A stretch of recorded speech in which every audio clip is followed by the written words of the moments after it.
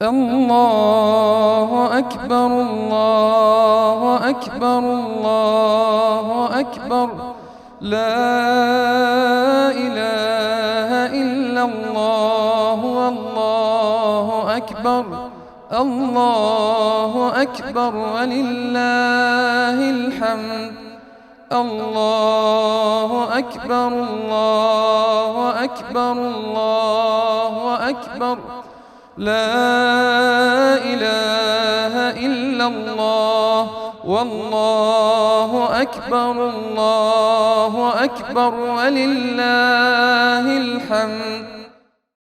السلام علیکم ورحمۃ اللہ وبرکاتہ۔ سیرت النبی صلی اللہ علیہ وسلم کورس میں آپ سب کو خوش آمدید، اہلاً و سہلاً، مرحبا۔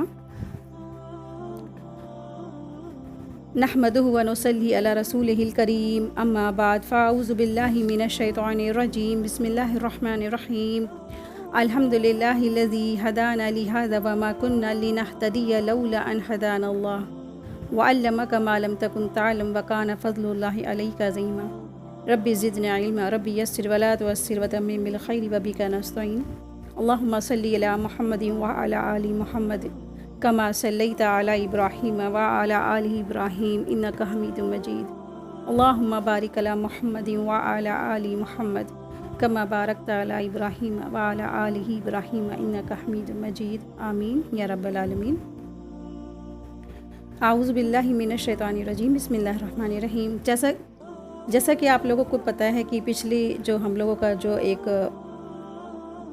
کلاس گزری ہے تو اس میں ہم لوگوں نے کچھ ڈسکشن کیے تھے، کچھ انٹرو ہم لوگ نے پڑھا تھا کہ کیسے جو تھے ابراہیم علیہ السلام نے ہاجرہ علیہ السلام کو وہاں لے جا کے بسایا، اور پھر اس کے بعد وہاں کا کیا پس منظر ہو گیا، اور کیسے وہاں پر بت پرستش اور شرک اور جو بدعت ہے یہ سب کچھ ایجاد ہوا۔ اور آپ دیکھیے کہ اللہ تبارک تعالیٰ نے اسماعیل ہاجرہ علیہ السلام کو جب آب زمزم سے جب نوازا تھا نا، تو وہاں پہ جرہم قبیلے کا ایک قافلہ وادی مکہ کے قریب سے گزرا، اور انہوں نے پانی تلاش کرنے کے لیے اپنا ایک آدمی بھیجا تھا تاکہ وہاں پڑاؤ کر سکے۔ اس شخص نے ایک پرندے اڑتے دیکھے تھے، مطلب بہت سارے پرندے، جب پرندے وہیں جاتے ہیں جہاں پہ پانی ہوتا ہے نا، پانی اور دانہ ہوتا ہے، تو ریگستان اور ایسا جو جگہ جہاں پہ پانی کا ایک ذرا سا قطرہ بھی نہیں تو پرندے اکٹھا تھے، تو اس شخص نے دیکھا کہ پرندے اڑ رہے ہیں، تو وہ اس جگہ اس نے گیس کیا، انمان کیا کہ وہاں پانی ہوگا، تو وہاں پہنچ کر اس نے جناب اسماعیل علیہ السلام اور ان کی والدہ کو آب زمزم کے پاس بیٹھا دیکھا، اور واپس آ کر قافلے کو اس بارے میں بتلایا۔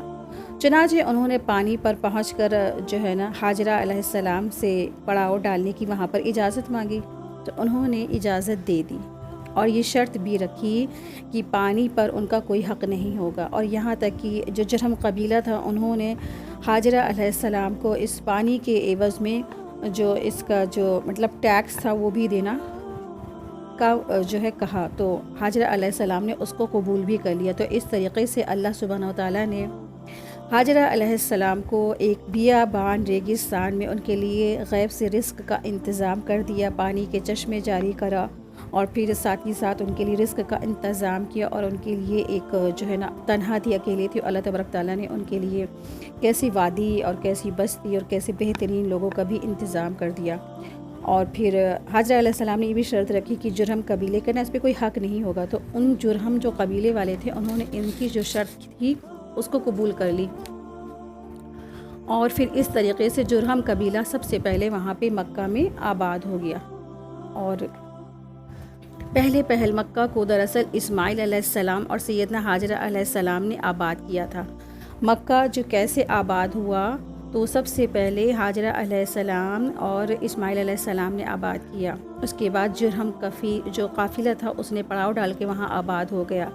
جناب اسماعیل علیہ السلام بڑے ہو کر جو ہے نا دوڑ دھوپ کر کے اپنے کام کاج کے جب قابل ہوئے، مگر ابھی تک ان کا جو کام تھا نا وہ بکریاں چرانا تھا، شکار کرنا تھا۔ آپ دیکھیں کہ اللہ سبحانہ تعالیٰ نے جتنے بھی انبیاء آئے دنیا میں، سب سے اللہ سبحانہ تعالیٰ نے ایک کام امپورٹنٹ کیا، وہ کیا کروایا کہ سارے کے سارے انبیاء سے بکری ضرور چروائی۔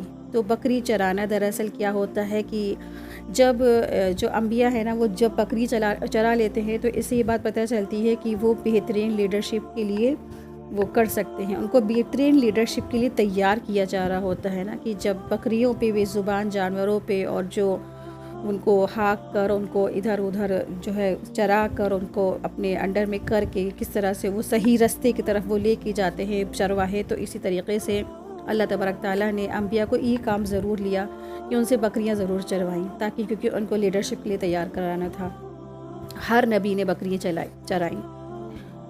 تو پھر اب سوال یہ پیدا ہوتا ہے کہ کعبے کی تعمیر کس طریقے سے ہوئی؟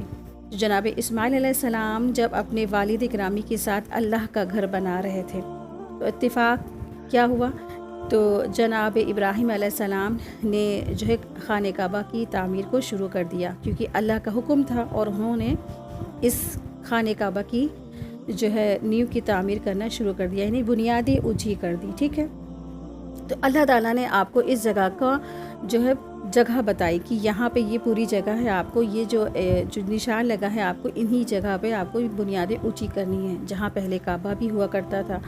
تو آپ دیکھیں دراصل طوفان نوح جب آیا نا، تو طوفان نوح میں کیا ہو گیا تھا، نوح علیہ السلام کے وقت میں جب طوفان تھا بطور عذاب ان کی قوم پر مسلط کر دیا گیا تھا، پانی پانی چاروں طرف تھا، تو وہ پانی دراصل اتنا تھا کہ سب چیز جو تھی کیا ہو گئی تھی، ڈوب گئی تھی۔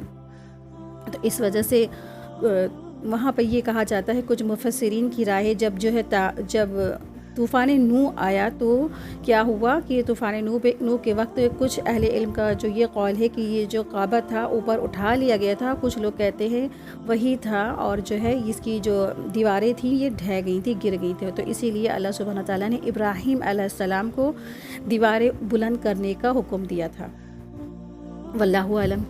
تو چنانچہ ابراہیم علیہ السلام جو ہے جب بنیادیں اونچی کر رہے تھے اور جناب اسماعیل علیہ السلام بھی پتھر ڈھو ڈھو کر لا رہے تھے، تو وہ دونوں جو کچھ کہتے جا رہے تھے نا، اس بات کو اللہ سبحانہ تعالیٰ نے قرآن کریم میں کیا کیا، محفوظ کیا، اور ہم لوگوں کو بھی یہ بات بتائی، یعنی سورہ بقرہ میں آیت نمبر 127 اور 128 میں اللہ تبارک تعالیٰ فرماتے ہیں، وَإِذْ يَرْفَعُ إِبْرَاهِيمُ الْقَوَاعِدَ مِنَ الْبَيْتِ وَإِسْمَاعِيلُ رَبَّنَا تَقَبَّلْ مِنَّا إِنَّكَ أَنْتَ السَّمِيعُ الْعَلِيمُ رَبَّنَا وَاجْعَلْنَا مُسْلِمَيْنِ لَكَ وَمِنْ ذُرِّيَّتِنَا أُمَّةً مُسْلِمَةً لَكَ وَأَرِنَا مَنَاسِكَنَا وَتُبْ عَلَيْنَا إِنَّكَ أَنْتَ التَّوَّابُ الرَّحِيمُ۔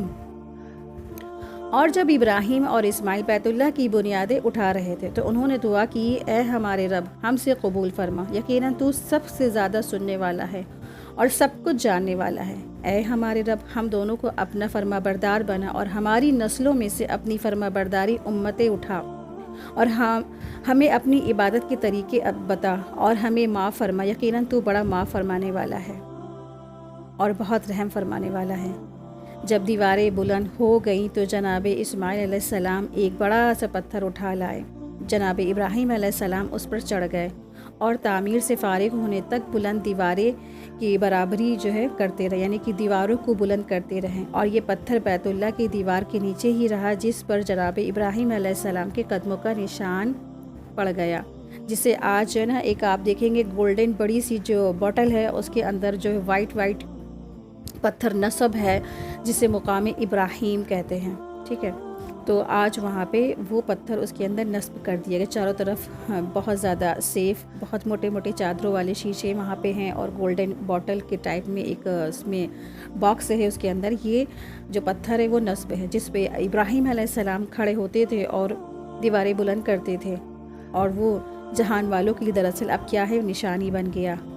حالانکہ پتھر سخت جو تھا نرم نہیں تھا، اور جب اسلام آیا تو اللہ تبارک تعالیٰ نے اس کے پیچھے نماز پڑھنا کیا کیا، اللہ تبارک تعالیٰ نے فرمایا کہ اس کے پیچھے کیا کرو، اب تمہیں نماز پڑھنا ہے، تم سب کو نماز پڑھنا ہے، جو ہمیں حکم ملتا ہے سورہ بقرہ آیت نمبر 125 میں، وَاتَّخِذُوا مِن مَّقَامِ إِبْرَاهِيمَ مُصَلًّى، اور تم مقام ابراہیم کو نماز پڑھنے کی جگہ بنا لو۔ تو یہ ہمیں حکم دیا اللہ سبحانہ تعالیٰ نے ابراہیم علیہ السلام کی جگہ، جہاں پہ انہوں نے بنیادیں اونچی کی تو وہ پتھر کے پاس میں اور اس طرف جو ہے مصلی جو ابراہیم علیہ السلام کا جگہ تھی اسے مصلی بنانے کا حکم دیا۔ تو بیت اللہ کی جب تعمیر سے فارغ ہونے پر اللہ تبارک تعالیٰ نے جناب ابراہیم علیہ السلام کو حکم دیا کہ وہ لوگوں میں حج کا بھی اعلان کر دے۔ چنانچہ الہی ارشاد الہی ہے کہ وَأَذِّن فِي النَّاسِ بِالْحَجِّ يَأْتُوكَ الرِّجَالَ وَعَلَى كُلِّ ضَامِرٍ يَأْتِينَ مِنْ كُلِّ فَجٍّ عَمِيقٍ، سورہ حج آیت نمبر 27 میں۔ اور لوگوں میں سے حج کا اعلان کر دیجئے، وہ آپ کے پاس پیدل اور ہر اونٹ پر سوار ہو کر آئیں گے، اور وہ اونٹ یعنی دور دراز سے آستوں سے یعنی کہ جگہوں سے آئیں گے۔ چنانچہ جناب ابراہیم علیہ السلام نے قریبی پہاڑ جبل ابی قیس پر چڑھ کر اللہ کے نام سے یہ اعلان کر دیا، لوگوں تمہارے رب نے تمہارے لیے گھر بنایا ہے، لہٰذا تم اس کا حج کرو۔ انہوں نے اعلان کرتے وقت دائیں اور بائیں جانب اپنا چہرہ کیا، جیسے آج نماز کی اذان کے لیے مؤذن صاحب کرتے ہیں نا، اسی طرح آپ کی یہ پکار اللہ نے ہر روح کو سنا دی جسے اس نے پیدا کرنا تھا۔ چنانچہ جس نے یہ تلبیہ پکارا اور وہ کہے حج کرے گا وہاں کا، جس نے یہ کہا کہ لبیک اللہم لبیک، یعنی جس کی روحوں نے یہ تلبیہ کہا لبیک اللہم لبیک لبیک لا شریک لک لبیک، تو جس نے یہ کہا، جس کی روح نے یہ کہا، وہ ضرور انشاءاللہ حج کرے گا، اور جس نے تلبیہ نہ پکارا وہ کبھی حج نہیں کر سکے گا۔ ٹھیک ہے، تو اس کا مطلب یہ ہے کہ یا اللہ آپ کا بلانا میں بار بار قبول کرتا ہوں۔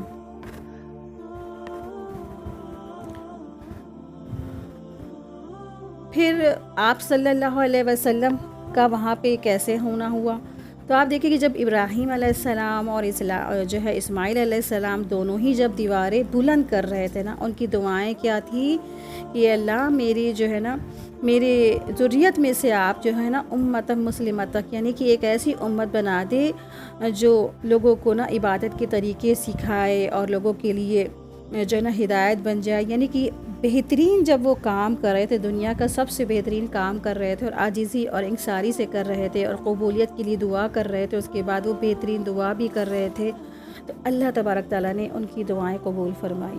بیت اللہ کی تعمیر کے دوران جناب ابراہیم علیہ السلام اور جناب اسماعیل علیہ السلام جو کہتے جا رہے تھے نا، تو اللہ تعالیٰ نے اس کے بارے میں ارشاد فرمایا ربنا وبعث فیہم رسولا منہم یتلو علیہم آیاتک ویعلمہم الکتاب والحکمہ ویزکیہم انک انت العزیز الحکیم، سورہ بقرہ آیت 129 میں، اے ہمارے رب اور ان لوگوں میں انہی میں سے ایک رسول بھیجیے جو انہیں تیرے آیات پڑھ کر وہ سنائے اور انہیں کتاب اور حکمت کی تعلیم دے اور ان کا تزکیہ کرے، یقیناً تو بڑا زبردست ہے اور بڑا حکمت والا ہے۔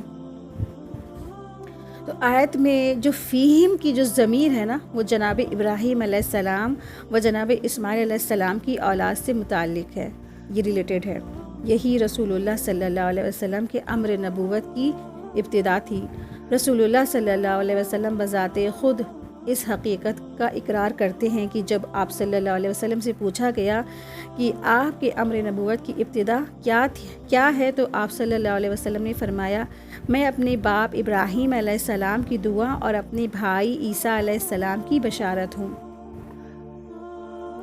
تو سہیل بن عمرو ایک بہت بڑے نیگوشیٹر تھے اور وہ بہت زبردست قسم کے پولیٹیشین بھی تھے، اکثر کیسر اور کسریٰ کے دربار میں جاتے تھے، نجاشی کے دربار میں بھی وہ جاتے تھے، اور وہ کہتے ہیں کہ اللہ کی قسم میں نے کیسر کسریٰ کا جو دربار بھی دیکھا ہے اور میں نے حبشہ کا بھی دربار دیکھا ہے اور ان کے حواریوں کو بھی دیکھا ہے کہ وہ کس طرح اپنے بادشاہوں کا ادب اور احترام کرتے ہیں، لیکن جو کچھ میں نے محمد رسول اللہ صلی اللہ علیہ وسلم کے ساتھیوں کے اندر دیکھا ہے وہ آپ میں سے کسی کی محبت میں نہیں دیکھا، یعنی کہ وہ جو کیسر کسریٰ اور جو حبشہ کے جو ساتھی تھے، ان کے جو حواری تھے، ان کے اندر وہ محبت نہیں تھی جو رسول اللہ صلی اللہ علیہ وسلم کے ساتھیوں کے اندر محبت تھی۔ رسول اللہ صلی اللہ علیہ وسلم کو صحابہ اتنی محبت کرتے تھے کہ ان کی محبت کے بارے میں وہ کہتے کہ میں نے ایسی محبت کہیں بھی نہیں دیکھی، کسی بادشاہ کے دربار میں نے نہیں دیکھی، اللہ کی قسم وہ تو آپ صلی اللہ علیہ وسلم کے نا وضو کا پانی بھی نہیں گرنے دیتے ہیں۔ یعنی صحابہ جو تھے آپ صلی اللہ علیہ وسلم سے اس قدر محبت کرتے تھے کہ جب رسول اللہ صلی اللہ علیہ وسلم وضو کرتے تھے تو ان کے وضو کا پانی بھی نہیں گرنے دیتے تھے اور وضو کا پانی اپنے جسم پر وہ ملنے لگتے تھے. یعنی ان کی محبت کا یہ عالم تھا اور یہ محبت نسلوں میں ٹرانسفر ہوتی رہی. یہ محبت نسلوں میں ٹرانسفر ہوتی رہی. آج آپ دیکھیے کہ دنیا میں نہ چاہے کوئی مسلمان ہو نہ ہو صحیح ڈھنگ سے اللہ کو پہچانتا ہو نہ ہو، لیکن آپ صلی اللہ علیہ وسلم سے نا بہت محبت کرتا ہے. آپ صلی اللہ علیہ وسلم کا جہاں پہ خدا نخواستہ کوئی حرمتی ہوتی ہے تو اپنی جان بھی دینے کے لیے وہ تیار ہو جاتا ہے، کٹ مرنے کے لیے تیار ہو جاتا ہے. تو چاہے جیسا بھی مسلمان ہے، لا الہ الا اللہ کے معنی مفہوم آتے ہو نہیں آتے، لیکن رسول اللہ صلی اللہ علیہ وسلم کی محبت میں کیا ہے، وہ شدید ہیں. وہ ایمان کی جس بھی درجے میں ہوں، لیکن وہ اللہ کے رسول صلی اللہ علیہ وسلم سے محبت اور اس کا دعویٰ ضرور کرتے ہیں. اور یہ سب کو پتہ بھی ہے کہ اسی محبت کے دعوے میں ہی ان کی عافیت بھی ہے اور اسی سے ان کا ایمان بھی کیا ہے، محفوظ ہو سکتا ہے. آپ دیکھیے کہ دنیا میں نا جو سب سے زیادہ نام رکھا گیا ہے نا وہ محمد ہے. ہر خاندان میں کہیں نہ کہیں محمد نام کا جو ہے بچہ آپ کو ضرور ملے گا. اور کچھ لوگ اس کو نام کے شروعات میں ہی رکھتے، جیسے محمد ساجد، محمد حارث، محمد نادر، محمد عامر، ہے نا، محمد اکمل، اس طریقے سے. تو بعض ملکوں میں لوگ اگلا نام بھی نہیں رکھتے ہیں، یعنی کہ صرف اور صرف محمد رکھتے ہیں. محمد اول، محمد واحد، محمد ثانی، اس طریقے سے محمد کے آگے بس 1 2 3 4 وہ لگا لیتے ہیں اپنے عربک میں، باقی وہ محمد ہی رکھتے ہیں. تو آپ دیکھیں یہ کس بات کی علامت ہے؟ آپ صلی اللہ علیہ وسلم سے محبت کی یہ علامت ہے. دن کے 24 گھنٹوں میں اس پوری دنیا میں کسی نہ کسی جگہ اذان کی صورت میں آپ صلی اللہ علیہ وسلم کا نام بلند کیا ہی جا رہا ہوتا ہے اور ان پر درود بھیجا ہی جا رہا ہوتا ہے. آپ صلی اللہ علیہ وسلم کا ذکر مبارک جہاں کہیں بھی آئے تو آپ صلی اللہ علیہ وسلم درود شریف پڑھیں. ٹھیک ہے، صلی اللہ علیہ وسلم. سب سے چھوٹا درود کون سا ہے؟ صرف اتنا کہہ دے کہ صلی اللہ علیہ وسلم. مجلس میں ایک بار درود پڑھنا فرض ہے. اب جیسے ہم سب سیرت پڑھ رہے ہیں تو ہم بار بار تو پڑھ ہی نہیں سکتے ہیں، تو کیا کریں ہم کہ سب سے سٹارٹنگ میں درود شریف پڑھ لیں اور پھر جو سب سے چھوٹا والا درود شریف ہے نا یہ پڑھ لیں، صلی اللہ علیہ وسلم. اور باقی بار نا جب مجلس شروع ہو تب ایک بار پڑھ لیں اور پھر کیا کریں، باقی بار جو ہے چھوٹا والا درود شریف پڑھ لیں تو یہ کافی ہو جائے گا. سب سے چھوٹا درود شریف صلی اللہ علیہ وسلم. اور پھر دوسرا ایک درود شریف ہے جو تھوڑا شارٹ ہے کہ اللہم صلی علی محمد وعلی آل محمد. سنن نسائی کا حدیث میں ہے 1293 اس کا نمبر ہے. اسی طرح سے درود ابراہیمی ایک ہے جو ہم سب نماز میں پڑھتے ہیں. ٹھیک ہے، یہ بھی کیا ہے، سب بہت اس کی بھی فضیلت ہے. آپ دیکھیں اتنا امپورٹنٹ ہے، جب بھی اللہ تبارک تعالیٰ نے ہمیں نماز میں پڑھنے کا حکم دیا ہے، یہ بھی کہیں نہ بہت زیادہ امپورٹنٹ ہے. ٹھیک ہے، اور حدیث میں پتہ چلتا ہے درود شریف بھیجنے والوں کی کتنی فضیلت ہے. رسول اللہ صلی اللہ علیہ وسلم نے فرمایا جو شخص مجھ پر ایک بار درود بھیجے گا اللہ تبارک تعالیٰ اس پر 10 رحمتیں نازل فرمائیں گے، اس کے 10 گناہ معاف کر دیے جائیں گے، 10 درجات بلند کر دیے جائیں گے. ہے نا، آپ دیکھیں کہ صرف درود شریف بھیجنے پر اس کے کتنے زیادہ 10 گناہ معاف، 10 درجات بلند اور اس کے پر 10 رحمتیں نازل فرمائیں گے. آپ دیکھیں کہ الحمدللہ سبحان اللہ آپ لوگ ماشاءاللہ سیرت کا کورس کر رہے ہیں، آپ صلی اللہ علیہ وسلم کی سیرت کا مطالعہ کر رہے ہیں، ان کے بارے میں جان رہے ہیں. تو یہ 1 گھنٹہ نا انشاءاللہ یہ بھی عبادت میں لکھا جائے گا اور یہ اللہ تبارک تعالیٰ آپ کے یہاں آپ کے لیے اس کے لیے آپ کے درجات بلند کر دیے جائیں گے. ہدایت کا بہترین انتظام ہوگا انشاءاللہ سبحانہ تعالیٰ انشاءاللہ. آپ دیکھیں کہ رسول اللہ صلی اللہ علیہ وسلم کو عرب میں مبعوث کیا گیا. ٹھیک ہے، آپ صلی اللہ علیہ وسلم کو عرب میں ہی مبعوث کیا گیا. تو بہت سے لوگوں کا سوال ہوتا ہے کہ عرب میں ہی کیوں رسول اللہ صلی اللہ علیہ وسلم بھیجے گئے، ہندوستان کیوں نہیں بھیج دیے گئے، پاکستان کیوں نہیں بھیج دیے گئے، یا کہیں کوئی اور کنٹری یا کوئی ملک کی اور نہیں بھیج دیے گئے. آپ دیکھیں کہ رسول اللہ صلی اللہ علیہ وسلم تھے خاتم النبیین، اور مکہ کہاں تھا، خانہ کعبہ کہاں تھا، سینٹر میں، ورلڈ کے سینٹر میں نا عرب میں تھا، مکہ سٹی میں تھا. خانہ کعبہ بیت اللہ کہاں تھا، اللہ کا گھر مکہ میں تھا. تو اللہ تبارک تعالیٰ کو خانہ کعبہ کو یعنی مکہ جو شہر ہے، بیت اللہ جو وہاں کا جو ہے نا اللہ تبارک تعالیٰ نے مکہ کو مرکز بنانا تھا، جو مکہ سٹی ہے اس کو مرکز بنانا تھا، قیامت تک کے لیے لوگوں کے آنے والے کے لیے ایک ہدایت کا انتظام کرنا تھا۔ رسول اللہ صلی اللہ علیہ وسلم وہیں کے لیے مبعوث کیے گئے، اور سارے جو پورا ملک ہے، پوری دنیا کے جو مسلمان ہیں، ان سب کے لیے اللہ سبحانہ تعالیٰ نے وہاں وہ سینٹر بنا دیا قیامت تک کے لیے آنے والے لوگوں کے لیے۔ اور آپ دیکھیں کہ جو مکہ تھا، جو عرب تھا، وہاں کے جو لوگ کون سے تھے؟ عربی تھے، عرب کے لوگ تھے، عربی جانتے تھے، اسی لیے انہی کی لینگویج میں یہ قرآن کریم کبھی نزول ہوا تاکہ وہ لوگ اس کو سمجھ سکے۔ اور وہ لوگ کیا ہوئے؟ اس لیے اس کام کے لیے وہ لوگ سلیکٹ کیے گئے۔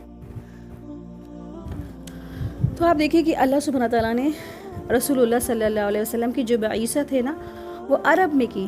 عرب کا دراصل لفظی معنی کیا ہے؟ بے آب و گیا صحرا، یعنی جہاں کچھ بھی نہیں اگتا ہو۔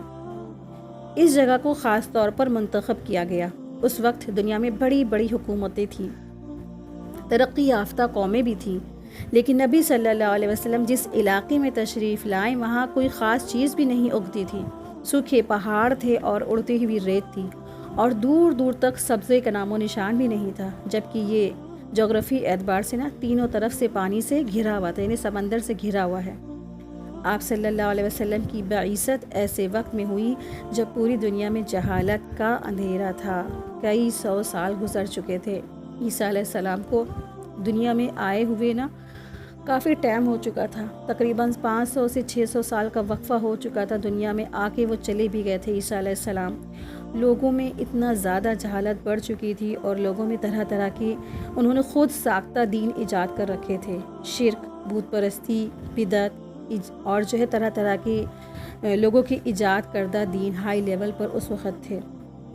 ایسے میں جب اللہ سبحانہ تعالیٰ نے رسول اللہ صلی اللہ علیہ وسلم کو مبعوث کیا، تو ایسی مثال ہے جیسے نا کسی شخص نے گھنگھور اندھیرے میں ایک جو ہے نا بہت زیادہ روشن شمع جلا دی ہو۔ تو اللہ سبحانہ تعالیٰ نے ایسے وقت میں رسول اللہ صلی اللہ علیہ وسلم کو ہم سب کے لیے مبعوث کیا، اور کیا ہوا؟ چاروں طرف جو تھا علم کا نور ہی نور پھیل گیا، علم کا نور، اور رحمت للعالمین آئے۔ اور رحمت للعالمین آپ دیکھیں کہ آپ صلی اللہ علیہ وسلم کی شدید فکر تھی کہ ہم زیادہ سے زیادہ لوگوں کو تبلیغ کریں، لوگوں کو زیادہ سے زیادہ جو شرک اور بت پرستش میں اور جاہل حرکتوں میں وہ مبتلا ہیں ان کو چھڑائیں، ان کو دین توحید پہ لے کر آئیں، دین ابراہیمی پہ لے کر آئیں، توحید پر وہ جمیں، اور آخرت پر وہ یقین کرے، اور کیا کرے، اور میری بعثت پر وہ ایمان لے آئے۔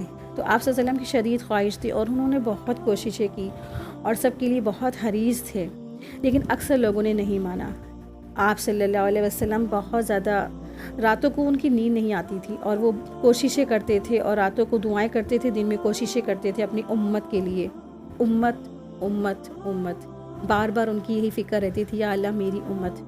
تو آپ صلی اللہ علیہ وسلم کو اللہ سبحانہ تعالیٰ نے راضی کیا کہ اے اللہ کے رسول، ہم نے آپ کو، اے محمد صلی اللہ علیہ وسلم، ہم آپ کو اتنا دیں گے کہ آپ کیا ہو جائیں گے؟ راضی ہو جائیں گے۔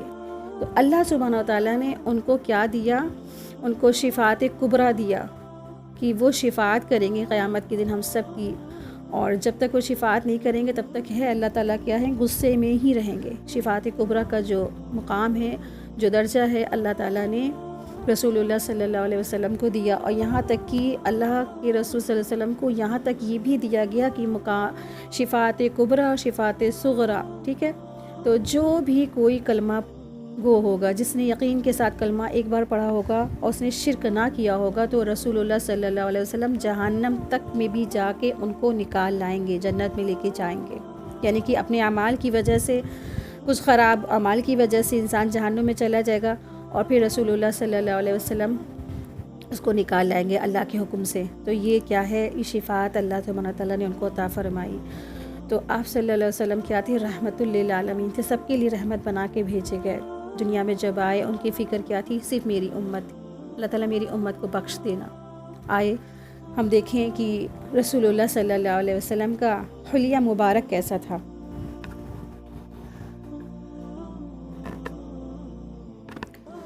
حلیہ مبارک، امام ابن جزم رحمۃ اللہ علیہ فرماتے ہیں کہ رسول اللہ صلی اللہ علیہ وسلم نہ بہت لمبے تھے، نہ پست قد یعنی کہ چھوٹے تھے، مطلب چھوٹے تھے، بلکہ آپ کا جو قد مبارک کیا تھا؟ درمیانہ تھا، نہ بہت لمبے تھے نہ ہی وہ چھوٹے تھے، بلکہ کیا تھے؟ ان کا قد کیسا تھا؟ درمیانہ تھا۔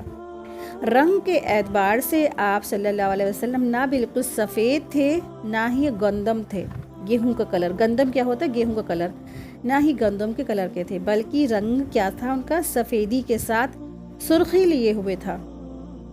چہرہ مبارک 14ویں رات کی چاند کی طرح روشن اور چمکدار تھا۔ سر کے بال نہ بالکل سیدھے تھے اور نہ ہی بالکل پیچیدہ تھے، بلکہ ہلکی سی پیچیدگی کے ساتھ گھنگریلے تھے، ٹھیک ہے، ہلکے سے گول گول جیسے گھومے ہوتے سرکل کرل بال تھے رسول اللہ صلی اللہ علیہ وسلم کے۔ اعضاء کے جو جوڑوں کی جو ہڈیاں تھیں وہ موٹی اور پرگوشت تھیں، یعنی کہ پرگوشت تھی۔ رسول اللہ صلی اللہ علیہ وسلم کی جو جوڑوں کی ہڈیاں تھیں وہ کیا تھی؟ پرگوشت تھی۔ اور پلکیں کیسی تھی؟ سیاہ اور سرمئی تھی۔ آنکھوں کی سفیدی میں باریک سرخ ڈورے دیندان مبارک خوبصورت چمکدار تھا، ٹھیک ہے۔ آنکھیں کیسی تھی؟ سفیدی میں باریک سرخ تھی، اور دندان مبارک کیسا تھا؟ خوبصورت چمکدار تھا۔ دہنے اعتدال کے ساتھ فراخی یعنی تنگ نہ تھا۔ ناک کیا تھی ان کی؟ خوبصورت، رفتار تیز تھی۔ چلتے تھے تو معلوم ہوتا تھا کہ آپ ڈھلانے زمین پر اتر رہے ہیں، یہ ان کی رفتار تھی۔ جب آپ صلی اللہ علیہ وسلم توجہ فرماتے تو پورے بدن کے ساتھ فرماتے، یعنی صرف گردن پھیر کر متوجہ نہیں ہوتے تھے جب کسی کی بات سنتے تھے تو پورے متوجہ ہو کر وہ سنتے تھے۔ نگاہ اکثر نیچی رہتی تھی ان کی، اور ہتھیلیاں پرگوشت اور ملائم تھیں۔ ایڑی میں گوشت کم تھا۔ ریش مبارک گنی اور بال سیاہ تھا، ٹھیک ہے، ریش مبارک کیا تھا؟ گھنا اور بال سیاہ تھے۔ آپ صلی اللہ علیہ وسلم کے پاؤں کے تلوے قدرے گہرے تھے۔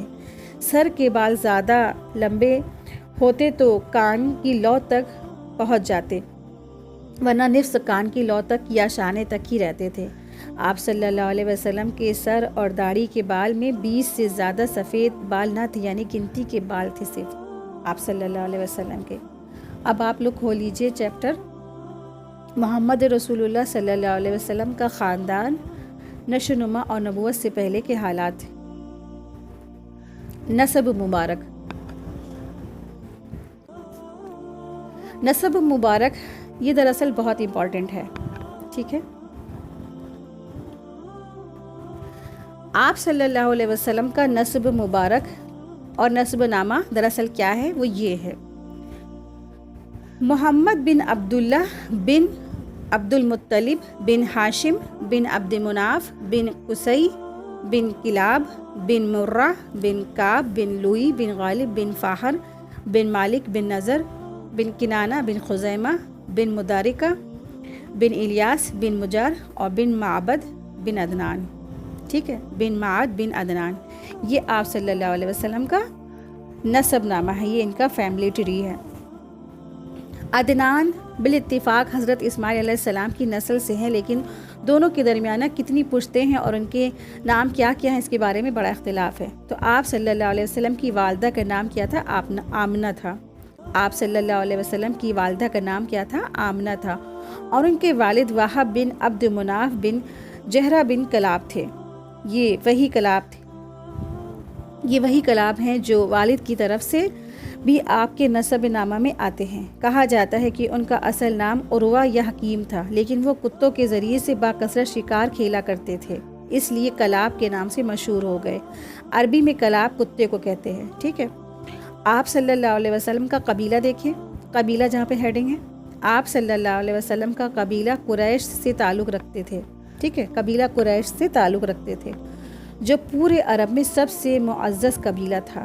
قریش دراصل فخر بن مالک بن نضر بن کنانہ کا لقب تھا، بعد میں اس کی اولاد اسی نسبت سے مشہور ہو گئی۔ یوں تو اس قبیلے کو ہر دور میں سعادت حاصل تھی، لیکن قصی کو ایک منفرد مقام حاصل تھا۔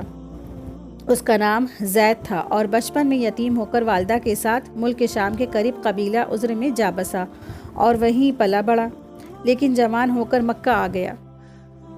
اور کچھ ہی دنوں کے بعد خانہ کعبہ کا متولی بن گیا۔ یہ قبیلہ قریش کا پہلا شخص تھا جو خانہ کعبہ کا متولی ہوا تھا۔ متولی ہونے کا مطلب یہ ہوتا ہے کہ اسی کے ہاتھ میں خانہ کعبہ کی چابی ہو، ٹھیک ہے، کی ہو خانہ کعبہ کی جس کے ہاتھ میں، تو وہ متولی ہوتا ہے۔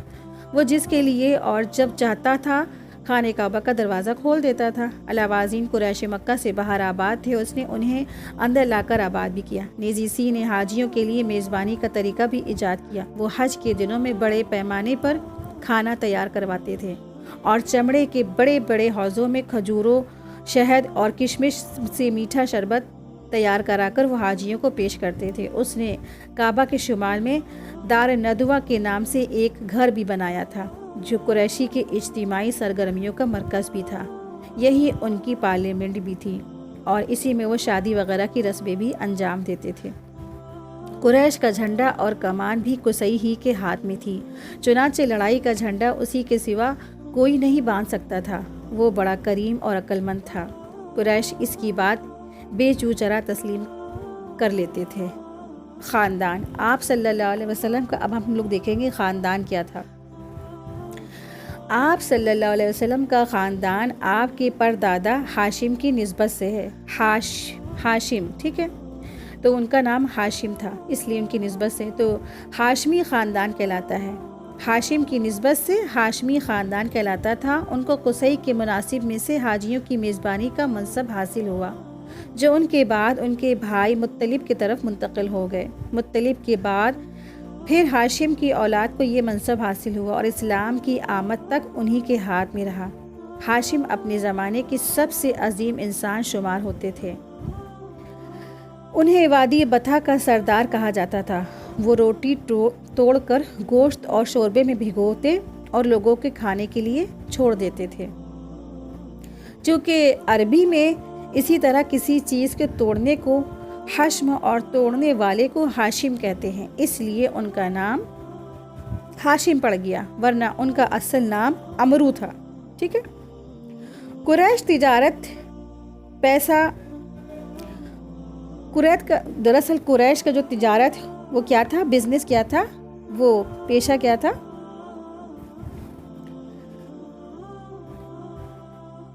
قریش تجارت پیشہ تھے، یعنی قریش کیا تھی، بزنس مین تھے۔ ہاشم نے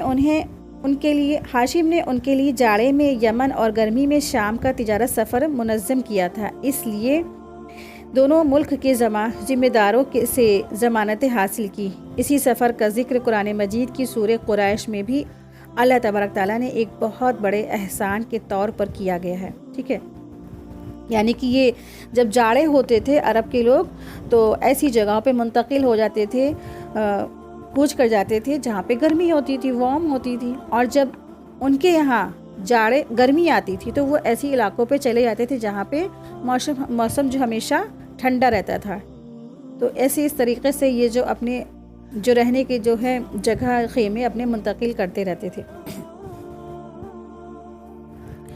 ہاشم ایک بار تجارت کے لیے شام جاتے ہوئے یثرب یعنی مدینہ سے گزرے تو وہاں بنو عدوی بن نجار کی ایک خاتون سلمہ بنت عمرو سے شادی کر لی اور کچھ عرصے ٹھہر کر ملک شام چلے گئے اور وہیں سرزمین فلسطین کے مشہور شہر عزوہ میں انتقال کر گئے۔ ان کی روانگی کے وقت سلمہ حاملہ تھی، ٹھیک ہے۔ بعد میں بچہ پیدا ہوا جس کے سر کے بالوں میں سفیدی تھی، اس لیے اس کا نام شیبہ رکھ دیا گیا۔ یہ بچہ مدینہ میں پرورش پاتا رہا، لیکن مکہ میں ہاشم کے بھائیوں اور خاندان کے دوسرے لوگوں کو اس کا علم نہ تھا۔ 8 برس کے بعد مطلب کو اس کا جب پتہ چلا تو وہ مدینہ جا کر اس کو اپنے ساتھ لے آئے۔ جب مکہ میں آئے تو لوگوں نے سمجھا کہ یہ ان کا غلام ہے، چنانچہ اس سے عبد المطلب کہنے لگے اور آخرکار اسی کا ان کا یہی نام پڑ گیا اور اسی نام سے وہ مشہور ہو گئے، عبد المطلب۔ عبد المطلب بہت خوبصورت اور بہت عظیم تھے۔ ان کے دور میں ان کا ہم مرتبہ کوئی نہ تھا۔ وہ قریش کے سردار اور مکہ کے قافلے تجارت کے ذمہ دار تھے۔ خود اور وساخا اس قدر کرتے تھے، یعنی کہ وہ اتنے زیادہ لوگوں کو مدد کرنے والے تھے اور سب کو جو غریبوں مسکینوں کو ہیلپ کرنے والے تھے کہ وہ جود و سخا کے نام سے فیمس ہو گئے، کہ ان کا لقب کیا ہو گیا، فیاض پڑ گیا، فیاض، ٹھیک ہے، لوگوں کو دینے والا، لوگوں کو مدد کرنے والے کو فیاض کہتے ہیں، تو ان کا نام اسی وجہ سے، جود و سخا کی وجہ سے ان کا نام فیاض پڑ گیا۔ ان کے دسترخوان کا پس رخو مسکینوں، جانوروں اور چڑیوں کے کھانے کے لیے ڈال دیا جاتا تھا، یعنی کہ ان کا دسترخوان ہمیشہ اوپن رہتا تھا ہر ایک کے لیے، غریب، مسکین، جانور، چرند پرند، ہر کوئی کھاتا تھا اس میں سے۔ اسی بنا پر ان کا یہ عرف بن گیا تھا، یعنی پہچان بن گئی تھی۔ زمین پر انسانوں اور پہاڑوں کی اور چیٹیوں اور وحشی جانوروں پر چڑیوں کو کھلانے والا، ٹھیک ہے۔ انہیں زمزم کا کنواں کھودنے کا شرف بھی حاصل ہوا۔ اس کنویں کو بنو جرہم نے مکہ سے جلا وطن ہوتے ہوئے وقت پہ ایک ٹائم کے لیے اس کو پاٹ دیا تھا، یعنی بند کر دیا تھا۔ یعنی بنو جرہم جو حاجرہ علیہ السلام کے وقت میں وہاں آباد ہوئے تھے، تو بیچ میں کچھ اور جو ہے قبیلے وہاں آئے اور وہ وہاں پہ ٹھہرے، اور اس کے بعد جب وہ بنو جرہم اس کو جانے لگے چھوڑ کے مکہ کو، تو انہوں نے دشمنانی کے لیے اس کو پاٹ دیا۔ تو اس وقت اسی جگہ سے نامعلوم چلی آ رہی تھی، وہ پتہ نہیں کون سی جگہ تھی، لوگ جاتے تھے کھوجتے تھے کہ زمزم کا جو کنواں ہے پھر سے کھول لے، پھر سے ڈھونڈ لے، لیکن کسی کو نہیں معلوم چلا کہ کہاں پہ کیا ہے۔ لیکن عبد المطلب کو خواب میں اللہ سبحانہ تعالیٰ نے اس جگہ کا پتہ بتا دیا اور کھودنے کا بھی حکم دے دیا، تو انہوں نے اس جگہ کو کھودا اور وہ ان کو کنواں بھی برآمد ہو گیا۔ انہی کے زمانے میں خانہ کعبہ پر ہاتھی والوں کے حملے کا بھی واقعہ فیمس ہوا، مشہور ہوا، اور یہ جو ہے یہ سب حبشی تھے۔ دراصل یہ واقعہ فیل کا پس منظر ہے کہ جب عبد المطلب کہیں جب دور تھا تو واقعہ فیل ہوا۔ اصحاب فیل کے نام سے وہ مشہور ہے، قرآن کریم میں سورہ فیل بھی اسی پس منظر سے نازل ہوئی۔ اصحاب فیل کے حادثے سے ابرہہ کا جو غزوہ ہے وہ مراد ہے، ٹھیک ہے، جو شاہ حبش کی جانب سے یمن کا گورنر تھا، اور مکہ پر اس کی چڑھائی کا سبب یہ تھا کہ وہ کسی نئے کام کے ذریعے سے شاہ حبش کے قریب آنا چاہتا تھا، یعنی کہ ہم سوچتا تھا کہ شاہ حبش کے بہت قریب آ جائے، وہ ہم کو بہت محبوب بنا لے اپنے۔ تو چنانچہ اس نے صنعا میں ایک بے مثل عمارت بنائی، ٹھیک ہے، بے مثل، صنعا ایک جگہ کا نام ہے، وہاں پر اس نے بے مثل عمارت کی تعمیر کی، جس کا نام اس نے کیا رکھ دیا، القلیس رکھا۔ اس نے کہا کہ لوگوں کو مکہ میں کعبہ کی بجائے اس کی حج کی میں دعوت دوں گا، اس کی طرف جو ہے دعوت دی جائے گی، تاکہ یمن عرب کو تجارت کا مرکز بنا دیا جائے، ٹھیک ہے۔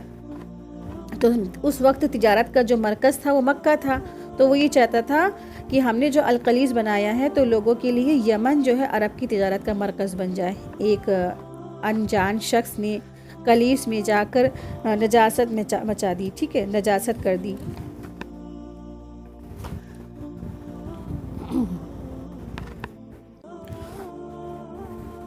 اور جب یہ بات ابرہہ تک پہنچی، یعنی کہ قلیس میں نجاست پہنچا دی گئی ہے، اس کو اس طرح سے کر دیا گیا ہے، تو ابرہہ کو اس نے قسم کھائی، یعنی اس نجاست پہنچنے کی جب اس کو بات پہنچی تو اس نے قسم کھائی کہ وہ مکہ پر چڑھائی کر دے گا۔ وہ یہ سمجھا کہ مکہ والوں نے ایسا کیا ہے تو مکہ پر چڑھائی کر کے کعبہ کو گرا دے گا۔ چنانچہ اس نے ایک طاقتور فوج تیار کی اور اس میں ایک ہاتھی کے ساتھ نکل پڑا، بہت سارے، مطلب کہ ڈھیر سارے ہاتھیوں کے ساتھ وہ نکل پڑا۔ راستے میں جب کوئی عرب قبیلہ اس کے مقابلے میں آتا اور اس کو روک دیتا تو ابرہہ ان سے جنگ کر کے انہیں شکست دے کر ان کو ختم کر دیتا تھا۔ اس نے اپنے آدمی بھیجے جو اہل مکہ کے جانوروں کو ہاک کر لے گئے۔ اس میں شیخ مکہ رئیس قریش عبد المطلب بن ہاشم کے 200 اونٹ بھی شامل تھے۔ اس کے بعد مذاکرات شروع ہو گئے، جس میں یہ نتیجہ نکلا کہ عبد المطلب کے اونٹ کو واپس کر دیے جائیں۔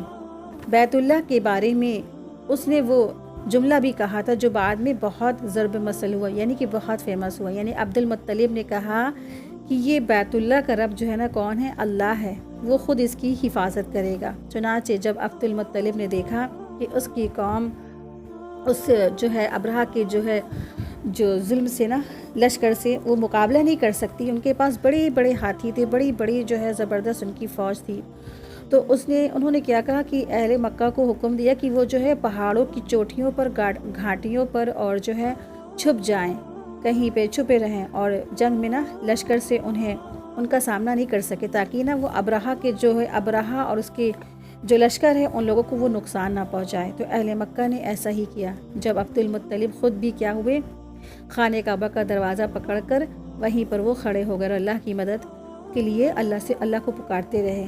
تو جب صبح ہوئی اور ابرہہ مکہ میں داخل ہونے کو بالکل تیار ہو گیا تو وہاں ہاتھی کو مکہ کی جانب موڑ دیا، لیکن ہاتھی نے چلنے ہی سے منع کر دیا، یعنی چلنے سے انکار کر دیا۔ اب دیکھیں جانور جو ہوتا ہے نا کیسے اڑ جاتا ہے، اور انسان سے کئی گنا طاقت پر ہاتھی ہوتا ہے۔ اب ہاتھی نہیں چلے گا تو اسے کوئی طاقت لے جا نہیں سکتی نا، تو ہاتھی کیا ہوئے، انکار کرنے لگے، یعنی اپنے پیر موڑنے لگے، کبھی دائیں مڑتے کبھی بائیں مڑتے، سیدھے نہیں چلتے،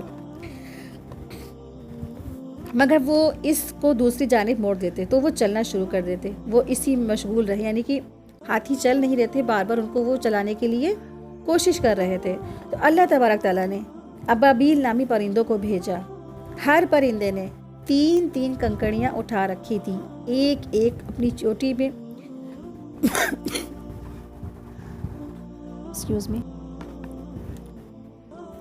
تو ہر ایک نے ابابیل کے جو پرندے تھے وہ آئے تو ہر پرندے نے 3 کنکڑیاں اٹھا رکھی تھی، ایک ایک اپنی چونچوں میں اور 2 اپنے پنجوں میں، یعنی 2 پنجے تھے تو ایک پنجوں میں اور چونچ میں۔ اس طریقے سے ہر پرندے نے 3 کنکڑیاں اٹھا رکھی تھی۔ جس آدمی پر بھی وہ کنکڑیاں گر جاتی تو اس کا گوشت پھٹ کر الگ ہو جاتا، اور وہ جو ہے نا پوچھ رہے تھے کہ کوئی شخص ہے انہیں راستہ دے دے تاکہ وہ اس کو چھوڑ کر چلے جائیں، یعنی کہ یہاں سے بھاگ نکلے شکست۔ وہ جو ہے نا بھاگنا چاہتے تھے۔ وہ جب ابابیل کا لشکر ان کے اوپر آیا، اللہ تبارک تعالیٰ کی طرف سے ان کے اوپر عذاب لے کر آیا، تو وہ جو ہے وہاں سے بھاگ کر جانا چاہتے تھے۔ تو ابرہہ کی فوج کا شکست کے یہ حال ہو گیا، بلکہ خود ابرہہ کا بھی زخموں کا یہ حال ہو گیا کہ وہ صنعا جب واپس اپنی جگہ پہنچا تو وہاں پر بھی جا کر وہ مر گیا۔ اسی کے پس منظر میں اللہ سبحانہ تعالیٰ نے سورہ فیل جو ہے نازل فرمائی، جس میں آپ لوگ پڑھیں گے انشاءاللہ۔ تو یہ واقعہ تھا ابرہہ کا واقعہ۔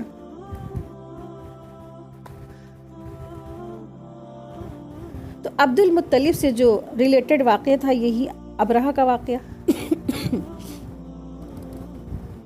تو جب اس نے خانہ کعبہ پہ جو اس نے حملہ کرنے کی جب سوچی تو جو ہے اس نے کتنے ہاتھیوں کے ساتھ کوشش کی، 60,000 کا اس کا لشکر تھا، ٹھیک ہے۔ اور جب مکہ میں وہ آیا تو مزدلفہ اور مینا کے درمیان وادی محصر میں وہ پہنچا، مکہ پر حملہ کے لیے تیار ہو گیا۔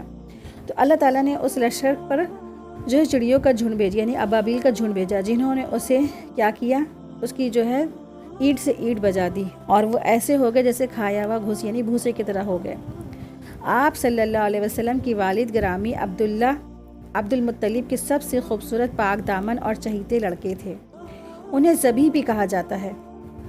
اس کی یہ وجہ تھی کہ زمزم کی جب کھدائی کے دوران جب کنویں کے نشانات برآمد ہوئے تو قریش نے بھی عبد المطلب کے ساتھ شرکت کرنی چاہی، اور اس لیے ان سے جھگڑا بھی کیا، جو بڑی مشکل سے فرو ہو سکا۔ یہ دیکھ کر عبد المطلب نے نظر مانی کہ اگر اللہ نے ان کو 10 لڑکے دے دیے اور ہر ایک کے مقابلے لائق وہ ہوا تو وہ ان میں سے ایک کو وہ اللہ کی راہ میں ذبح کر دے گا۔ اب اللہ کا کرنا ایسا ہوا کہ ان کی یہ مراد پوری ہوئی، چنانچہ انہوں نے سب لڑکوں کے درمیان قرہ ڈالا، یعنی کہ ایک پرچیاں ڈالی جاتی ہیں بہت سارے لوگوں کی، پھر ایک پرچی نکالی جاتی ہے، اسے قرآن اندازی کہتے ہیں۔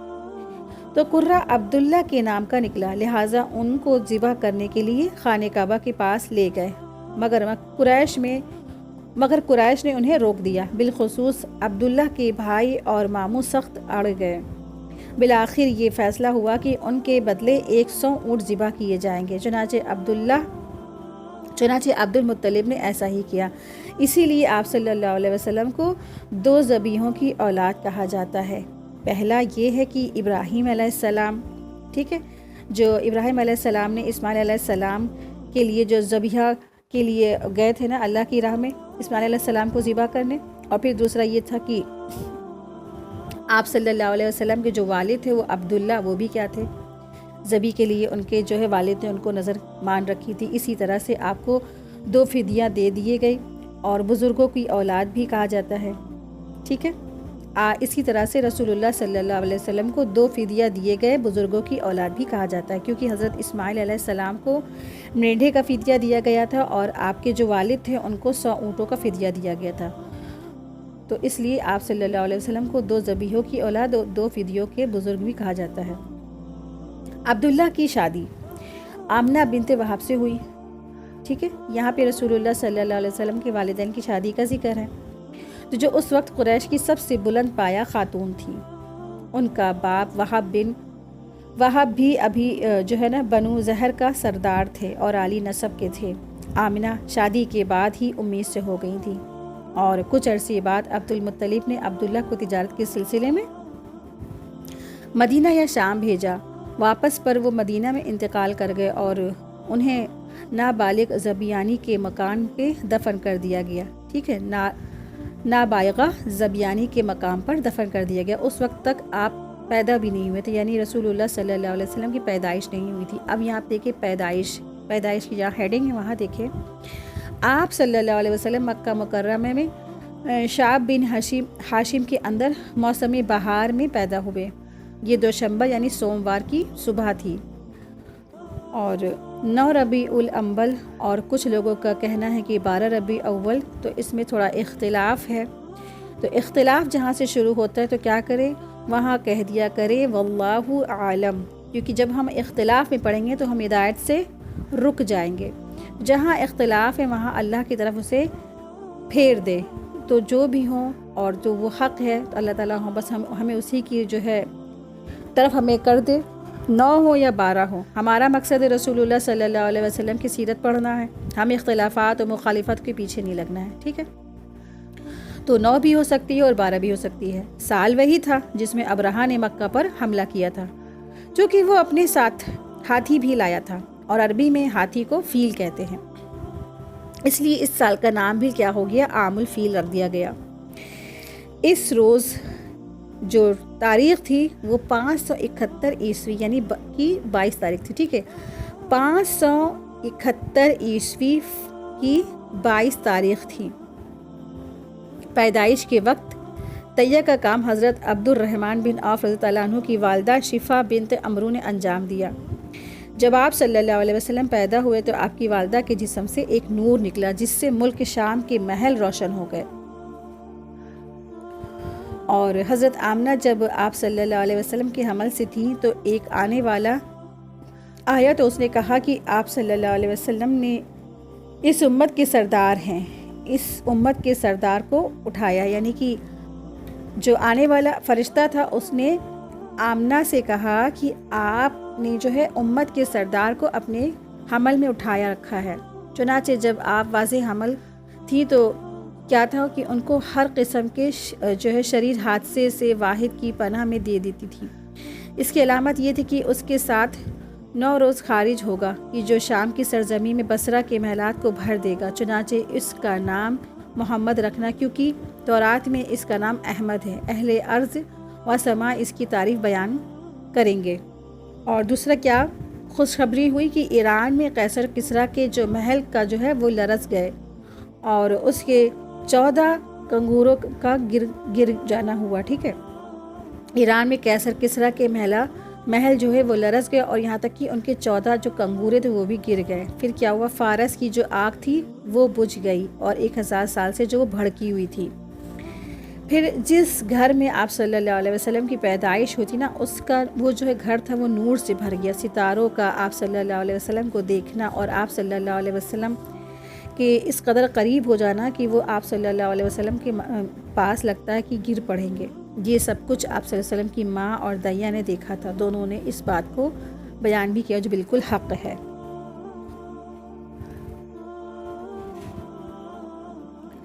پھر والدہ نے عبد المطلب کے پاس آپ کی پیدائش کی خوشخبری دی، تو وہاں شادان اور فرحان تشریف لائے، اور یعنی خوشی خوشی وہ تشریف لائے، اور آپ کو خانہ کعبہ میں لے جا کر اللہ تعالیٰ سے دعا کی اور اس کا شکر ادا کیا، اور اس موقع پر کہ آپ کی تعریف کی جائے گی آپ کا نام جو ہے نا محمد رکھا۔ پھر عرب کے دستور کے مطابق 7ویں دن عقیقہ اور ختنہ بھی کیا گیا۔ تو کچھ لوگوں کا اختلاف ہے اس میں بھی کہ آپ صلی اللہ علیہ وسلم کا ختنہ ہو چکا تھا پیدائشی، اور کچھ لوگ کہتے ہیں، کچھ مفسرین کی ختنہ کیا گیا، واللہ عالم، کہ ہم لوگوں کو پہلے ہی ہم نے کہہ دیا کہ اختلافات میں نہیں پڑھنا ہے. جہاں انسان اختلاف میں پڑھتا ہے تو وہیں وہ علم سے محروم کر دیا جاتا ہے، وہ محروم ہو جاتا ہے علم سے. کبھی بھی اختلافات کے پیچھے نہ لگے، ہوا تھا نہیں ہوا تھا واللہ عالم. اس میں ہمارے جو ہے نا، ہمیں کیا کرنا ہے، اللہ کی طرف اسے موڑ دینا ہے. تو آپ صلی اللہ علیہ وسلم کو آپ کے جو والد کی جو لونڈی ام ایمن گود کھلایا کرتی تھی، وہ حبشن تھی اور ان کا نام برکت تھا. اللہ تعالیٰ نے ان پر بڑا فضل کیا تھا، چنانچہ انہوں نے آپ صلی اللہ علیہ وسلم کی نبوت کا دور بھی پایا، اسلام لائے اور ہجرت بھی کی. پھر آپ صلی اللہ علیہ وسلم کی وفات کی 5-6 مہینے بعد بھی ان کی بھی وفات ہو گئی. یہیں تک ہم لوگوں کا آج کا لیسن ہے، یہیں تک رکھتے ہیں. اللہم صلی علی محمد وعلی آل محمد وآخر دعوانا ان الحمد للہ رب العالمین. سبحانک اللہم وبحمدک، اشہد ان لا الہ الا انت، استغفرک واتوب الیک. السلام علیکم ورحمۃ اللہ وبرکاتہ. جزاکم اللہ خیرا کثیرا.